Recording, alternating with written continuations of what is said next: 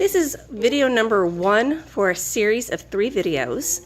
Today I'm going to show you how I made this blue-ringed octopus. Now this guy here, he's not entirely finished. I'm still working on the mask.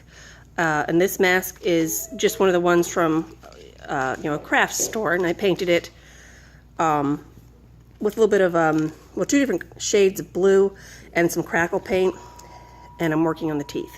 I may mount this onto a plaque, or I might use it for an actual mask with, I've got this big wig, and I'll show you that one in the 3rd video. So I'm going to show you the steps that I took to get to my blue ringed octopus.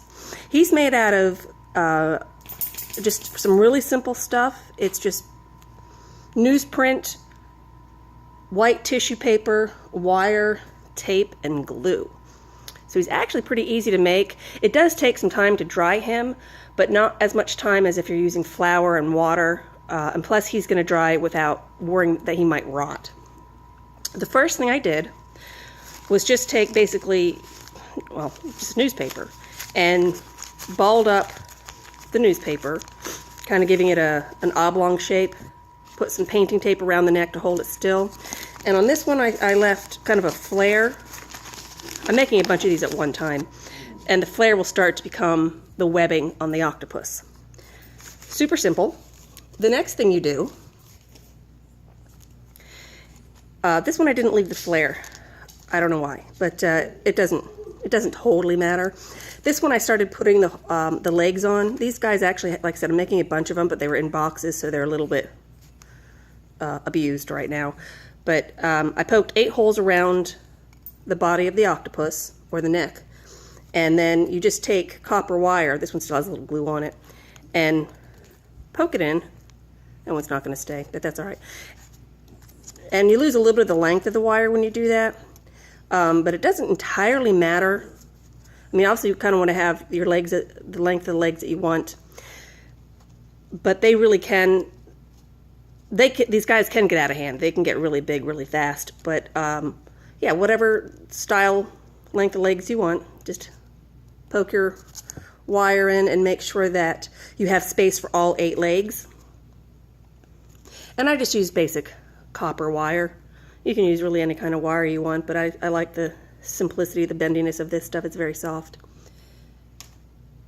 The next step then is just to begin layering him. And you can see here the wire on this leg is poking out. It's shorter, but all you have to do is, deciding what length you want the leg. Scoot that back. You can, tape it to the length you want it. This is literally just the first wrap of paper on him, on each leg. And adding the not masking tape, it's painter's tape.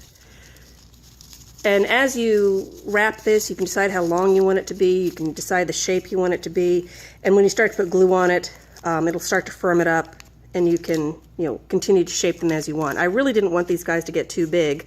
However, from starting with this shape and this size, this is one of the things that has happened. Like I said, they can get totally out of hand. One of those little guys this guy started off as one of those little ones. He's at a stage where he's almost ready for me to do the tissue paper, but I've decided I want to add an extra web here to his body. The shape that I chose on him, you'll see in the 3rd video, because I'll show you it's going to go on a hat. I like steampunk, so I thought it would be fun to do something where, they've got the Kraken. So he's going to actually be part of a costume for like MegaCon, stuff like that. His eyes are crystal. Let me get the other side. You can't see that one. A nice rainbow crystal. And you can use anything you want for the eyes. You could use rocks, you could use marbles, you can use crystals. You could just do them as paper and then paint them however you want. The thing with this is, as it firms up, it gets pretty hard. So at this point, he's not, I can't repose him at this point. His legs move a little bit, but not a whole lot. And he's pretty much set in the pose he's gonna be in. And I have him draped, like I said, because he's going to be going down the side of a hat, and his arms will be up, as you can see, so he has some movement to him. Excuse me. I'm going to paint him black and white. I always look at pictures for a reference, so I'm just not found a pattern that I want yet to put on him. But I'm thinking black and white. And when you're painting them, the thing is, just make sure you still have space under here for gluing and painting, and making sure that the underside of his head is as firm and well put together as the top, because you don't want to have any loose spots on him where he might be fragile and easily damaged. All right, so that's what he is. He's glue, paper, tape, and wire. The next video I do will talk about how I painted my blue ring octopus, because it's a layering process. And then the third one will be showing you the hat and the wig that I have for some different ideas. So there you have it. If you have any comments or questions, please ask me in the section below. And of course, subscriptions are always appreciated. I enjoy doing these videos, and I hope that they bring something to you too. Thank you for watching, and I will see you in my next video.